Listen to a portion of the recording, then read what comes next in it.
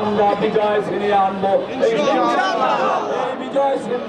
বিজয়কে নস্যাৎ করে দেওয়ার জন্য আমাদের আগামী দিনে সুষ্ঠু নির্বাচনের দাবি আমরা জুলাই সনদের অনুমোদনের দাবি করছি। 5 দফা দাবির ভিত্তিতে গতকাল আমরা সেই দিবস পালন করেছি। আমরা বিশ্বাস করি এই সরকার জুলাই সনদ বাস্তবায়ন করার জন্য আগামী নভেম্বরের মধ্যে গণভোটের ব্যবস্থা করবে। আমরা সর্ব অবস্থায় ধৈর্যশীল হব। উস্কানিমূলক কোন স্লোগান দিতে আমরা রাজি না। স্লোগান দিতে রাজি না। একটি মহল সর্ব অবস্থায় চায় এখানে যদি একটি বিচ্ছিন্ন ঘটনা ঘটে যায়। আমরা বিচ্ছিন্ন আমাদের নয়, আমরা দেখতে পাচ্ছি আগামী দিনে বিজয় আমাদের হবে ইনশাআল্লাহ।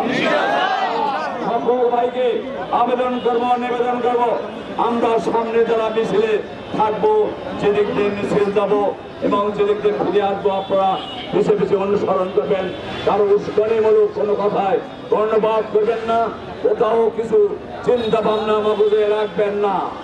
কথা একটাই, আমরা কোরআনে আন্দোলন করি, আমরা ইসলামী আন্দোলন করি, আমরা দেখতে পাচ্ছি আগামী দিন আমাদের বিজয় হবে। যে বিজয়ের যে আওয়াজ উঠেছে যেখানে আপনারা দেখছেন সেখানে একই আওয়াজ জনগণ বলেছে। সকল দলকে দেখেছি এবার জামাত ইসলামী দাঁড়িয়ে বললাম এই জন্য জনগণ এই আওয়াজকে রোধ করা যাবে না।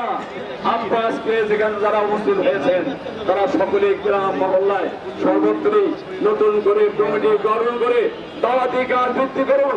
সকলের কাছে আমাদের জামাত ইসলামের দাওয়াত, নির্বাচনের দাওয়াত পৌঁছিয়ে দিন। আগামী দিন আমাদের জন্য ভালো দিন অপেক্ষা করছে। আর কথা না পারে আমি আপনাদের সকলের সুস্বাস্থ্য মঙ্গল কামনা করে আজকের জন্য